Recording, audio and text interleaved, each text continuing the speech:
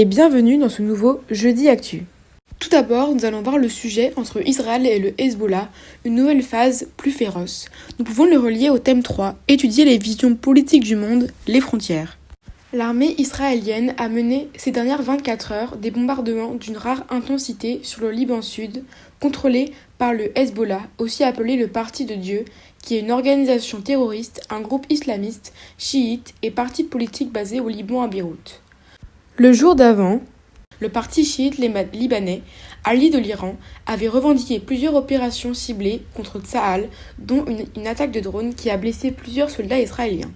Des attaques auxquelles l'armée israélienne a violemment riposté. Cette dernière a élargi la portée de ses cibles, causant des destructions massives et sans précédent dans des quartiers résidentiels de plusieurs localités frontalières, notamment à Haït Haroun où une rue entière a été rasée. Pour certains habitants de Beyrouth, il s'agit de l'escalade aérienne la plus violente depuis la guerre de juillet 2006, qui avait opposé à l'époque Israël au Hezbollah libanais. Il ne se passe pas de jour sans que la force Radouane, la branche militaire de cette milice chiite, financée et armée par l'Iran, ne tire des roquettes vers le nord d'Israël. La tension est telle que les autorités israéliennes envisagent le pire. Jusqu'à présent, les affrontements ont été limités mais pourraient dégénérer. Les tirs quotidiens de roquettes et missiles du Hezbollah ont d'ores et déjà coûté la vie à 6 soldats et 4 civils israéliens, tandis que les représailles de l'armée israélienne ont fait 110 morts du côté libanais, dont 79 membres du Hezbollah. Après 2 mois de combats incessants entre la résistance et l'ennemi à la frontière, la bataille entre dans une nouvelle phase plus féroce, écrit le quotidien Al-Akhbar proche du Hezbollah.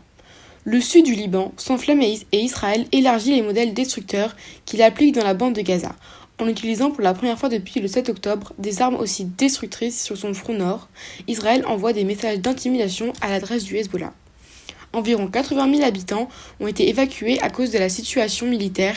Le ministre de la Défense israélien Yoav Gallant a assuré le 6 décembre qu'Israël œuvrerait pour repousser le Hezbollah au nord du fleuve Litani. Benjamin Netanyahou, le Premier ministre, a été très catégorique sur la situation la semaine dernière.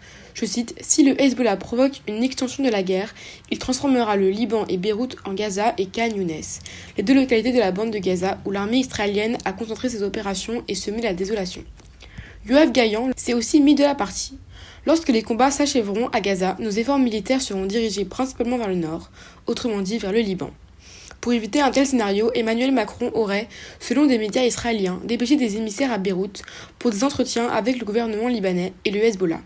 Ces entretiens porteraient essentiellement sur l'application de la résolution 1701 adoptée par le Conseil de sécurité de l'ONU en 2006 à l'issue d'une guerre menée par Israël au Liban. Les experts militaires ne sont guère plus optimistes. Quand bien même la résolution 1701 serait appliquée, estime l'un d'eux, cela n'empêcherait pas, même après un recul de 30 km, le Hezbollah, détenteur d'un arsenal de plus d'une centaine de milliers de roquettes et missiles, de frapper pratiquement sur tout le territoire israélien. Nous allons maintenant étudier le sujet après avoir reçu une piètre note. L'école française amorce un retour aux fondamentaux. Nous pouvons le relier au thème 2, analyser les dynamiques des puissances internationales.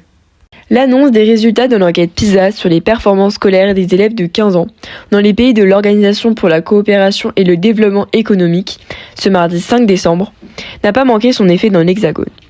En effet, le pays connaît une baisse historique du niveau de ses élèves en mathématiques, dans un contexte de baisse générale au niveau international.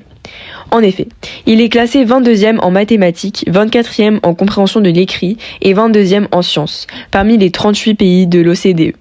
Et à l'échelle mondiale, les résultats du classement démontrent une baisse significative et généralisée post-crise du Covid-19. Mais à quoi est due cette baisse ? Eh bien, tout d'abord, cette baisse est causée par la crise d'attractivité du métier d'enseignant en France. Mais elle est également liée au manque de soutien aux enseignants et aux élèves et au manque d'implication des parents. Il y a également un souci spécifique à la France, où l'origine sociale pèse lourd dans la réussite des élèves. En réaction à ce tableau, Gabriel Attal, ministre de l'Éducation nationale depuis juillet 2023, a annoncé vouloir viser, je cite, « l'élévation du niveau des élèves français ». Selon lui, l'enjeu est de taille, et la France, qui a longtemps été fière de son système d'éducation publique, n'enregistre maintenant que des résultats moyens, spécialement en mathématiques. Le gouvernement s'inquiète donc de cette chute dans une discipline qu'il considère comme essentielle à la souveraineté nationale. En réponse à cette enquête, Gabriel Attal a donc mis en place différentes mesures. une épreuve de maths en première pour le bac, un brevet indispensable pour aller au lycée ou encore de nouvelles règles pour le redoublement. Pour la primaire, des nouveaux programmes sont mis en place et pour le collège, des groupes de niveau seront créés en 6e et en 5e pour le français et les mathématiques. Ce mercredi 6 décembre, une autre mesure est venue s'ajouter, l'annonce d'une expérimentation à grande échelle de l'uniforme scolaire. Cette mesure représenterait un changement radical pour la France et permettrait de lutter contre les mauvais comportements et à enrayer la baisse du niveau scolaire. Et du côté des syndicats et des enseignants, l'idée est loin de faire l'unanimité, car beaucoup pensent qu'une telle mesure risque au contraire d'accentuer les inégalités.